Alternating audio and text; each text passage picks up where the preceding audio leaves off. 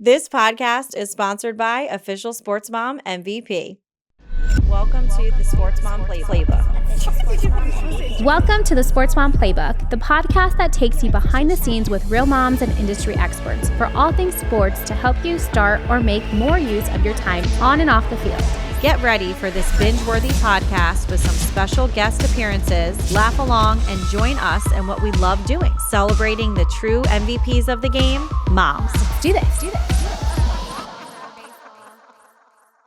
You know the sound of a game day, the crack of a bat, the roar of the crowd, and of course that smack of sunflower seeds. And nobody does it better than smacking sunflower seeds. These aren't your average convenience store seeds. We're talking bold, addictive flavors, less mess, and packaging made for the ballpark grind.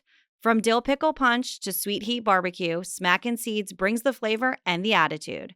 Perfect for the dugouts, road trips, and yes, even sideline snacking for sports moms who like a little crunch with their cheer.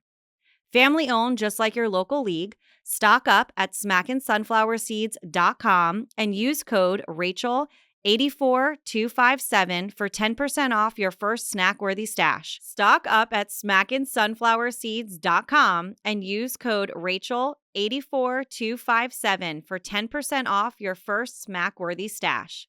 Smackin' Sunflower Seeds, fueling your season one smack at a time. Hi, friends, and welcome back to the SportsMoms Playbook Podcast. My name is Rachel. And I'm Yaritza. And today we have a very exciting episode for you. It's something that we often get requests for. Yeah. Moms, parents, they all want to kind of know about this. And it is the importance of developing your player outside of the game and outside of practices. Yes, we get that a lot, actually. We get that a lot. And they always want to know what we're doing. So we're here to share not only our personal stories about what we do, but also some feedback as to what others do and what makes their child basically a more well-rounded athlete, but also a human being. Yeah, and also continue developing their skills, which is so important. That's the whole purpose of it, right? So tell me, what does Grayson do? Because I know he has multiple practices throughout the week. So what is he doing? So he does a lot. So he does pitching and hitting practice on top of his normal 2-day-a-week practices. Yeah. And then he does tutoring on the side because he has dyslexia. So he does tutoring once or twice a week. It just kind of depends on how things work out. But it's only an hour. You know what I mean? So it's not too bad. And then I don't know. I'm just trying to think off the top of my head. I feel like that's it that I can think of. That's all you can squeeze in your busy schedule. Right. And then, on top of it, it's, the social aspect. It's when we have tournaments, we just know we're like out that weekend.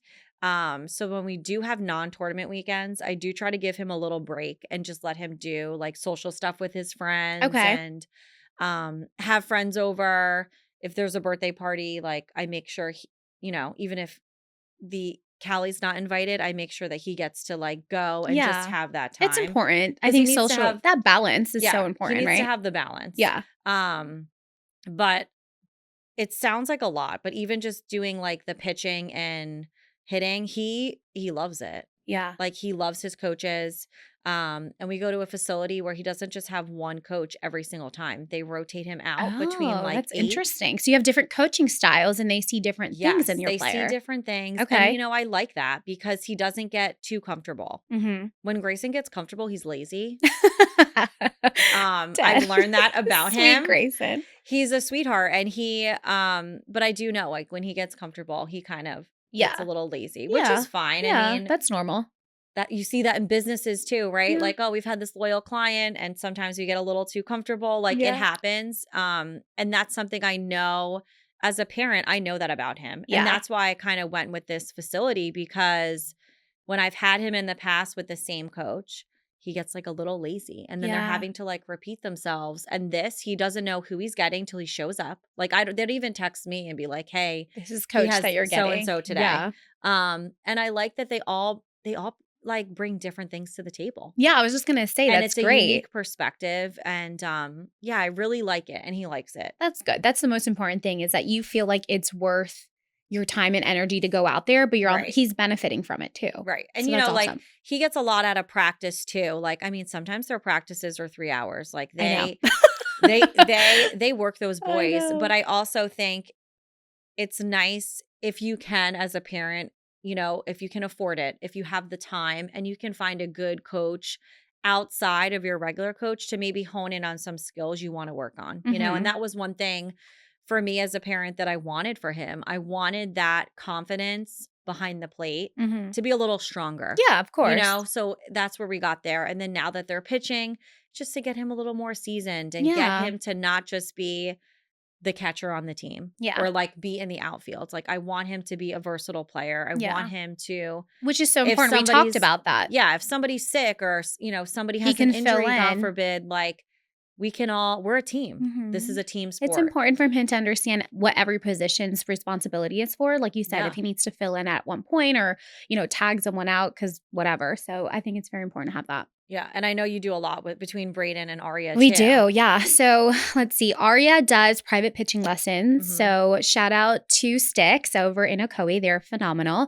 They go and Arya goes there with a coach and, it's every week. She's there for an hour, but she's like fine tuning her skills. She does have the same coach. So it's interesting to see how they started her at. Because Arya started pitching around 7. She started doing her lessons. So pretty at an early age, but you can see the progression of how she's improved. So that's been wonderful to see. And then Braden just started pitching as well. So we have him with a private coach who we meet up once a week in addition to their 2 practices.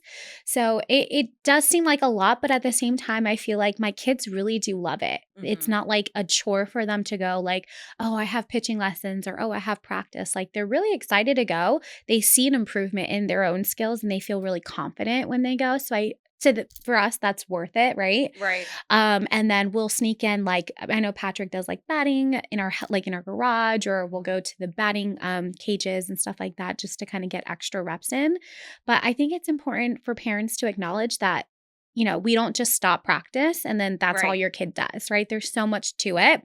So it kind of goes into like why that development outside practice matters. So we have some notes that I wanted to share. Yep. So let's say starting off, like it tells us straight off the bat that coaches have a limited time with your players and you must focus on the team, or they must focus on the team, not just on the individual skill development, which is so true.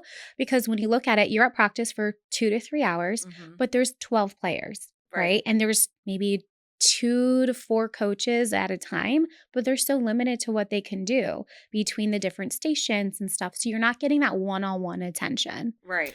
So that's really important. Also to progress, like happens with reps that you don't see, you know, like where people are constantly like doing, bat reps, whether it's at home or on the tee or in the backyard. Like sometimes the progression of your player and your development happens when it's not in front of your traditional, like, in front of your whole team. Like they're noticing a difference because you're putting in the effort. Yeah. So.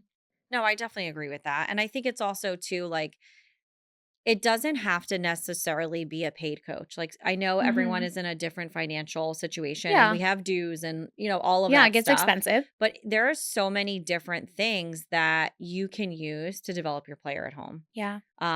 Whether even if it's just like playing catch with another kid. I mean, wall ball is also really good. Wall ball, yes. Like, I know that sounds silly, but it is. So there is other things you can do. There's a lot of videos out there. Yeah. And I think also reaching out to your coach specifically and being like, hey, what are some areas of opportunity for my son or for my daughter? Like, what are things, because it's not necessarily the skill set, right? Like a lot of that can be developed, but like sometimes it is the mental game. And like for me, I know with Grayson, like Grayson does not have a mean bone in his body. So like he just doesn't. And Callie, when she's on the soccer field, like kids are scared of her because they just see her face and they're like, oh hell no, we ain't going here. Like, but like her level of competition is just very different. Yeah. They're just different. They're just their personalities, everything. Personalities, everything. Yeah. So like I know that what works for Grayson and what works for Callie is just not the same. Yeah. So for me, it's with Grayson, it's more the confidence. Where Callie, I'm like trying more to get her to like calm down and like focus on her skills so that she can get that ball into the goal without like being pissed that Yeah. somebody got, you know, like 'cause Yeah. she can't She's let the it kind. go. Yeah. She can't let it go. Grayson is very much like if he misses a play, like, yeah, he's bummed, but he can roll it off and he can recover a lot Which is quicker. really good, though. But that's, I think, hard to teach. It is hard to teach. You know, and so I feel like with this season, I've noticed there's a different mental change with the boys too. Yeah. So like as a parent, it's not necessarily just like the skill and the extra reps. It's also like having those conversations. Yeah. The emotional part of it Yes. versus just the physical part of it is and so important. I think that's important too. Yeah. You know, because it's a humbling experience for the kiddos, right? Yeah. Because they're at the tip top of, like, let's say, machine pitch or whatever it can, and then they kind of transition into kid pitch. And that's a big jump for a kid because, you know, they have to learn almost like the game over again because it's just a different level and a different there's a skill. different set of rules. So Yeah. you're right, it is. And Yeah. then like, you know, when they started out in T-ball, Yeah. they won like state championship, Yeah. like they were on the high road. Yeah. Right. And then it was like kid pitch, we're on the high road. And then it's like just as they're like, they got it like really figured out as a team and together, then we're like, it's time to just switch. kidding. Just kidding. You know, they Keep age them out on of their it. toes. Yeah. So that's hard. I noticed that's hard, but I think, you know, it's about having that support. And like, you know, I mean, we've had Ellen on here who's a performance coach. Morgan had a lot of great advice on our last podcast episode too. And I think just like sitting down as a parent and educating yourself too, as to like the do's and don'ts for your player, and also knowing your child as like nobody knows your child better than you. The coach is going to know some things that may be like triggering or maybe like you need to work on, but like personality wise and mentally as a parent, no one is going to know your kid better than you. That's true. So you have to know what's going to motivate them. Mm-hmm. What are their ticking points? What are their areas of opportunity? And I think it's important to be honest with yourself as a parent. Like set those expectations. Correct. If I were to sit there behind the plate and chirp at my kid and be like, get mad at it. Yeah. You want to know what? It's a waste of time. Because he's not going to get mad at it. Like, he's so cute. That's just not, it's not in his nature. Yeah. Now, Brayden. Oh no, he's a different like, beast. I could, it's completely received differently. And I think that's also why, you know, you have to figure out like when you are looking at teams and coaches, and even if you are hiring that extra help, you want to like put them on that next level. Yeah. It's important to like interview and see what those coaches can do for your kid. Mm-hmm. Yeah. You know what I mean? I think it is so important. And I feel like you understanding what triggers your kid and then communicating that. And like we talk about this all the time. It is a team dynamic between the coach, the player, and the parent. That line of communication needs to be had, because I know that sometimes players get really emotional when they're out on the field because it's new. They're frustrated. They're also learning how to overcome, like, why is this not clicking when it comes easily to them naturally, right? It's not that they're not going to get there. It's just we need to figure out how to navigate those emotions and figure out how to overcome and prepare them for it, right?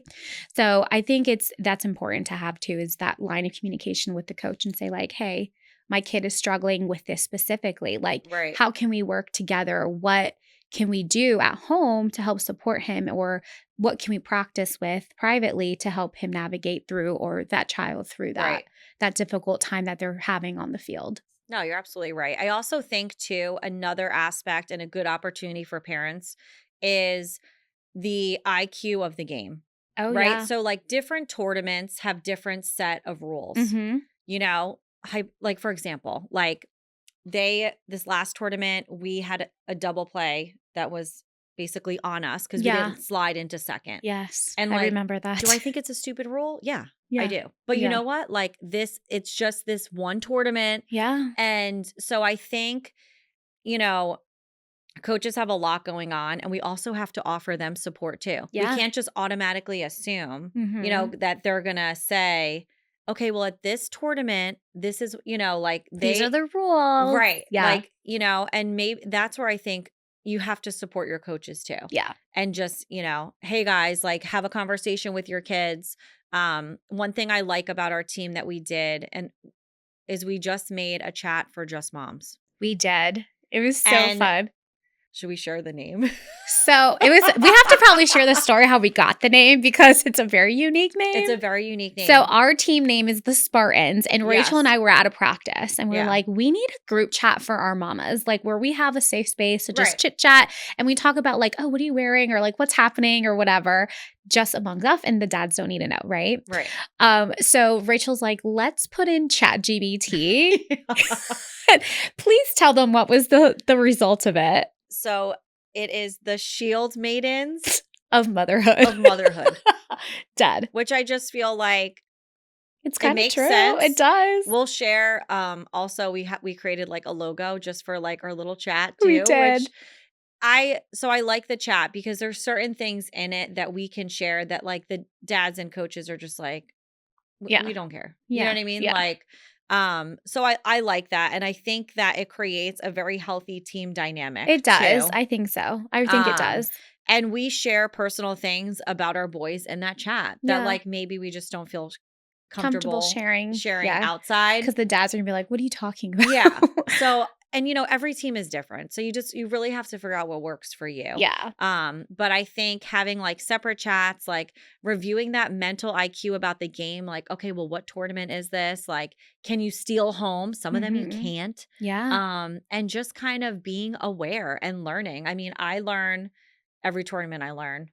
I do too. I do too. I learn and the boys learn. And I think that is how you get a good player is like they're learning off of their failures. And our boys, like they have the grit, like they don't give up. Yeah, it's so true. And I think we're really lucky. Like we have a lot of engaged parents that truly care, and they don't just care about their own child. They care like collectively as a team. Correct. And they want like, they want to see us all succeed. It's a beautiful thing. I feel like we really we hit the jackpot when it comes to our team families. We did hit the jackpot for sure. But yeah, I think those are super, like, if you want to do some extra skills on the side, getting those recommendations, spending the extra time and money on it. And let me pause you there on the recommendations because we talk about this a lot all the time too. Right. So just because a parent recommends you a coach doesn't mean that that's the right fit for your child. Right. Because sometimes people have like a great reputation. You go and you have you're excited to try them out. You go and then you're like disappointed because it's either the way they communicated things to your child, like either the child's just staring at him like, I don't get what you're just talking about, like, did I just waste $75? Right. Or maybe they just don't click with the coach. So just keep that in mind too. Just because you hear recommendations doesn't mean that that's the best fit for your kiddo. Right. And, you have to be your kid's biggest advocate, right? And you have to be like, hey, like, I don't know if this is the right fit, or just take it with a grain of salt if things don't work out. Because I know that we get questions all the time like, who do you recommend? What do we do? And we sometimes are hesitant to give out information because we don't want them to have a poor experience. We might have had a great experience. That doesn't mean necessarily that everyone is going to have that. Yeah, I always feel like that's like a double-edged sword. And people are like, oh, well, where do you go? And like, I'm like, okay, well, I'll give you that person's information. I also don't like giving out pricing. I'm going to tell you that right now. Agreed, because what if prices increased? Well, prices increase, but also I will give you the point of contact, and I'd rather you do your own research and get the pricing from that person. Does that make sense? Yeah, I agree. Is that weird? I would never share pricing. Like, yeah. I don't know. I always feel uncomfortable. And I also like, reach how out. much do you pay? And I'm like, that's a lot I don't of get money. a discount. No. We don't get a discount. We should. Listen, we should start getting like, we we would give you an affiliate code. Here you go. Here's 10% off your lesson. Even when it comes to like personal stuff in my life and people are like, oh, what is this? I always give them like a range because I'm like, I don't remember what I paid for. I mean, I don't know. I just don't like to give out pricing. I also like to reach out to the person first before sharing their contact information. Also same. Because just out of respect for them and be like, hey, like they may not be taking any more lessons at the time, or or their schedule might have changed or whatever. So I always like to reach out, be like, hey, I have someone interested. Are you able and willing to meet with them? Can I share your information and get their permission first? I also think like a good like private coach also will do an evaluation first to see if they do want to work with you as a family and your child. So I would, whenever you guys are reaching out to private coaches, definitely have that conversation. Yeah. Hey, can we do an evaluation?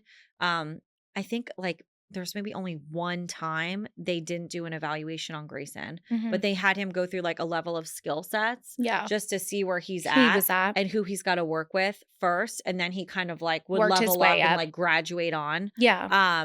So I like that because then you're kind of getting more of like a catered experience. Mhm.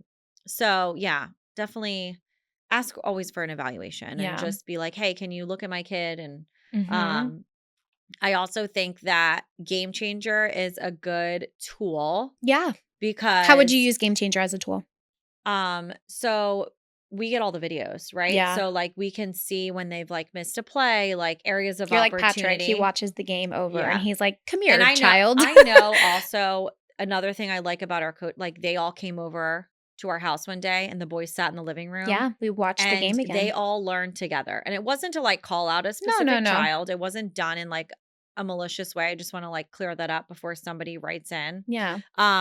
There was all areas of opportunity where they missed a play, how they recovered, and they worked on it. And you They know what? The did. kids learned a lot. Mhm. And that's how you iron out those mistakes. Those kinks, yeah. So I like that too. And I Yeah. think as a parent you could do that. Yeah. I think that's smart. I think that's great because sometimes it's easier for the kid because sometimes there's so much going on during a Right. game where the kid, like a kid does an error, right? Let's just say Yeah. something happened. They did an error. They like felt bad about it, but then they kind of forgot about it because the game was still going on. But then the parent still remembers about that and it's like, bro, like what Yeah. happened here? Like, and the kid's like, what are you talking about? So sometimes having that visualization, if I can talk, visualization is so helpful because then they can like really see it and apply to what the parent or, whatever is talking about. Yeah. So that's really important. And it also like helps them figure out how they handled that pressure. Like they can see whether their mannerisms, were they upset? Did they throw the bat? Were they like, like, were they freaking out? All of that. So it kind of just gives them, an opportunity to from this, people are always watching, that we say that all the time. We say that all the time. Kind of thing. So, Absolutely. But, yeah. And I think, it's just, as a parent, everyone wants to just support their kids. So I think it's just like learning to know what's the right thing to do. Mm-hmm. I know we've been working on something on our own. Yeah. That I'm very excited to share. It's not ready yet, but we'll talk about it just so people get like the heads up on it and just kind of get the interest. Yeah. And I think it's very unique and we have a name for it. It's called the Player Report Card. And it's basically a way for parents, coaches to streamline factual information and learn. It's a report card of the player. And it's personalized to the player. It's personalized. Yes. It's personalized and it covers a lot of different things. It covers like batting. It covers pitching. The mental aspect. It covers pitching. It covers attitude. Mm-hmm. It covers recovery. Yeah. It's really, very detailed. It's very detailed. Which is great. And we're very excited about it. I think this is going to seriously change parents' perspectives, coaches' perspectives, because the coaches would be filling it out after a tournament, sending it out to the parents specifically. So this is something that's not like blasted out by the team. Like this is something strictly individual. Correct. And it gives an area for notes too. Yeah. Like, so it kind of closes the loop. Yes. With the parent communicating with the coach, and then obviously the player is the center of that little loop. And I think it's beneficial because a lot of times I've seen this as a coach's wife. Parents just literally want to go and talk to the coach like right after that play, or like say they're not happy with that umpire's call, and they are just like charging. That is not the time to talk to your coach about how you feel. Yeah, no. It's just not. And then, they're having these 3-hour practices. There's not necessarily like our coaches are very good and approachable. But this is a way to have the communication just be with the coach and the parent without any kind of like outside noise. Yeah. And it's all factual information because a lot of the data you're getting from after the tournament from Game Changer. Yeah. And it's helpful too because if there's an opportunity where, let's say, pitching. Like, Right. let's say there's an opportunity for like the way that he's throwing the ball or the way that he's his Like the mechanics of the actual thing, or even arm care. Uh-huh. Like we talk about prepping. Like how do you Yeah. remember that one tournament where my sweet little boy, like he was like Quasimodo for like Yeah, a I hot know. minute Poor because baby. he was like all jacked up from like pitching and he Yeah. didn't stretch properly. So providing those resources and having that communication and education for Mhm. parents and athletes, I think that's so important because then the coach can just, hey, this is what you need to do to prep your arm. If you're going to be pitching in a game, this is what you need to do and work it at home. Do these stretches, like all of that stuff. And that's really where the player report card comes in, where it kind of loops in not just, hey, this is what your performance was, but how are we going to get you to the next level by providing you the resources and the need that you have or you need in order to make it to that next point where you want to get to. So yeah, and I think it's going to be an excellent tool. We're perfecting how you would purchase it and how you would utilize it. yeah, We're still working on that. We're getting down more of just the mechanics of it and like the at bats. I mean, it's like it goes over strikeouts. Like it is detailed. It's detailed. We love that. But it's also good for parents too that maybe don't feel as comfortable with the coach. Oh yeah, And that's a good approaching point. them. You know, it creates that healthy conversation. Like a safe zone. Correct. Like a safe zone where it'd be like, hey, coach, can you, or even if And the some coach is coaches like, hey, maybe listen. are not really sugary. Yeah, they're pretty direct. And they're like super direct. Yeah. So this is just a way to kind of maybe like sugarcoat an area of opportunity without ruffling any feathers. Yeah. Do you know what I'm saying? Like, Yeah. I think it's going to be something you guys are going to love. You're going to want to see it. We're excited for it. We're excited for sure. that. Yeah.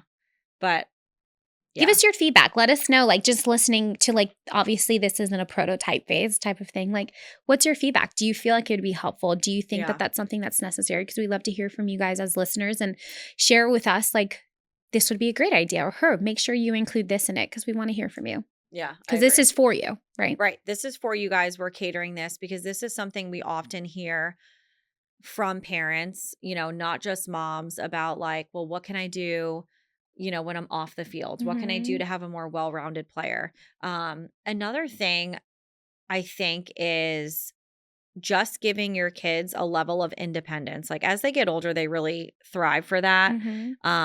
My kids have a list every morning. Yeah. Of things to do. Chores or like just items that they need to tackle for the day. A combination, and I have to change it. I remember change you it every mentioning week. that. Okay. So like I have my Alexa. Yes. We love Alexa. What is that thing called? Like it's like the screen. Yeah. It's like the big, it looks like almost like a little TV. Like showcase? I don't know. I'll let you guys know exactly what it's called. Which one it is. But I have it, and what you can do in there is you can add notes.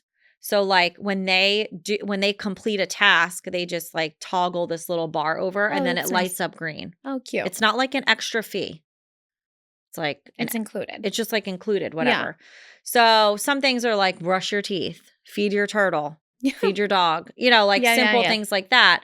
But other things are like vacuum the mudroom because I know we just came back from a tournament and you probably dumped everything in there. Yeah. You know, but it's small things that they can do and complete on their own, like clean the sliding glass door with Windex. Yeah. You know, like small things like that. Yeah. That give that, you know, they're excited to do it. Sometimes, some weeks it's not great. Like they just don't do it. Yeah.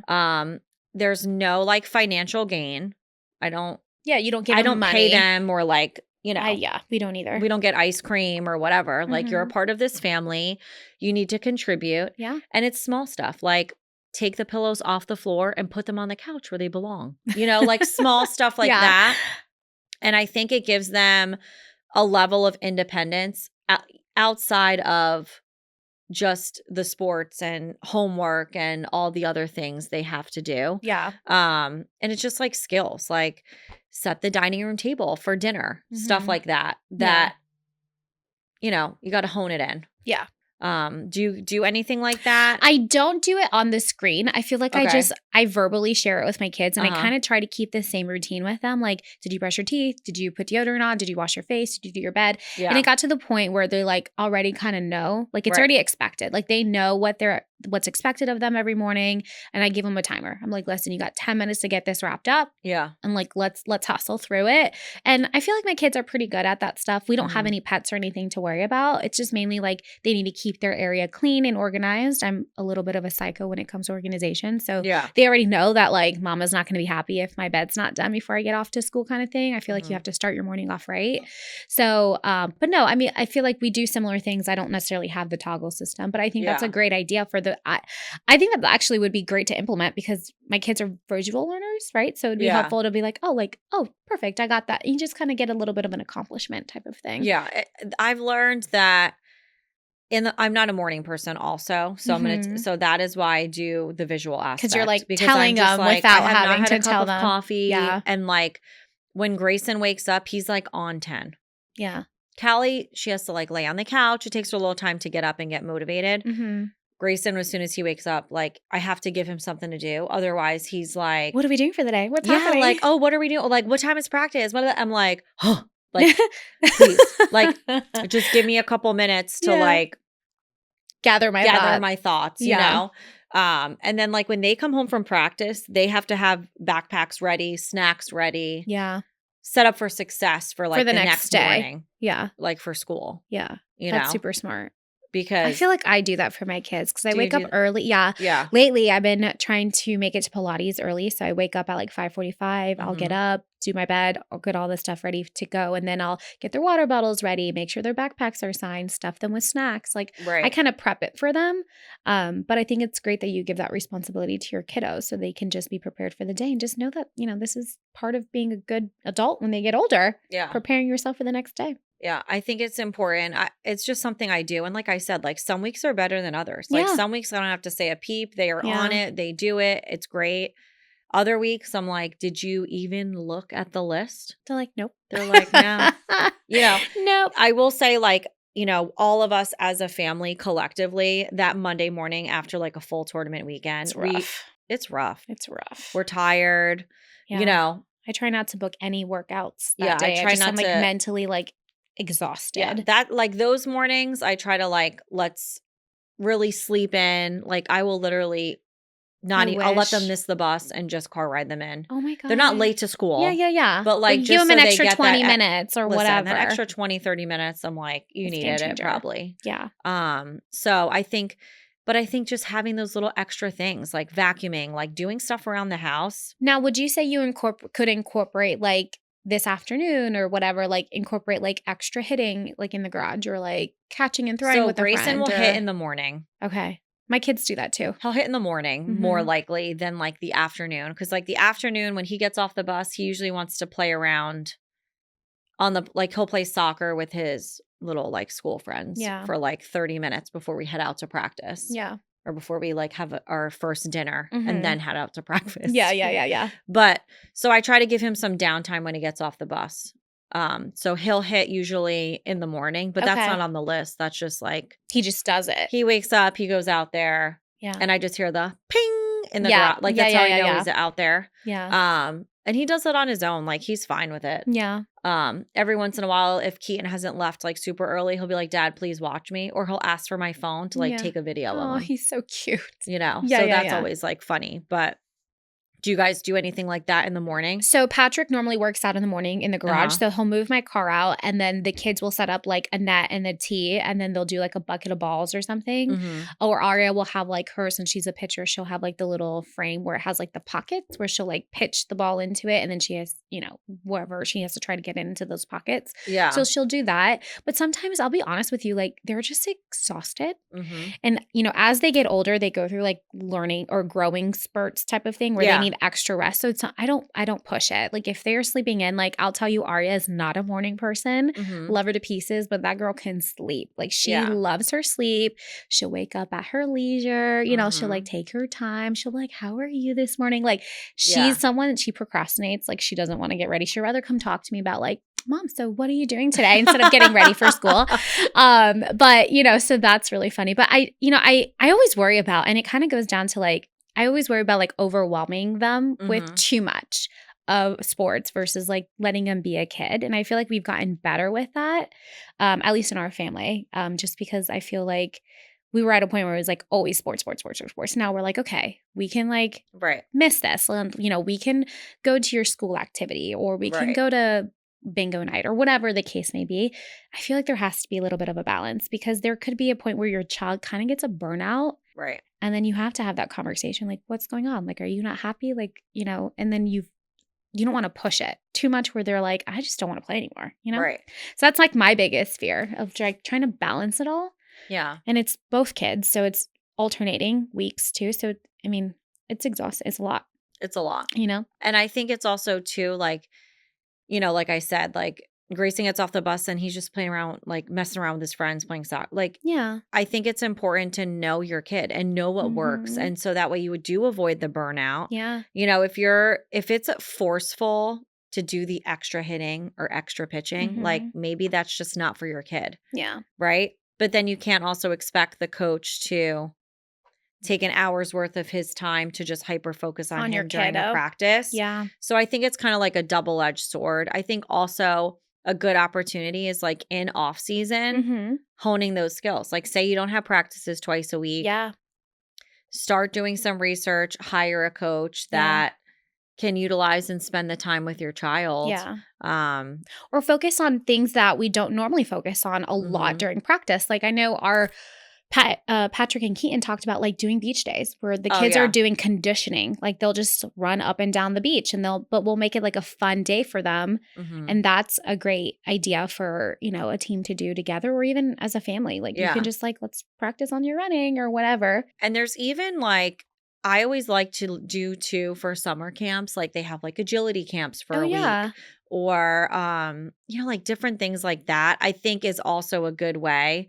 Again, those things cost money, but like the kids are out of school, and if you have to work full time, it's a great way to kind of sneak in some of that like extra honing skills. And they don't even know it's like a skill. Like they just have fun. Yeah. And they get to see like other kids. And sometimes when you see other kids that are more advanced than you are, and you like watch with it, like, oh, I want to do that. Like, what do I have to do to get there? Yeah. You know, it kind of helps them a little bit. So, you know, maybe that's something too we could start. You know, I know we have some businesses that reach out to us. We have like, you know, we're doing a pop-up with R5 for a grand opening. We can do little things like that. Yeah. Let people know. I know UCF does an awesome baseball camp. They do. They really do. It's a really good camp.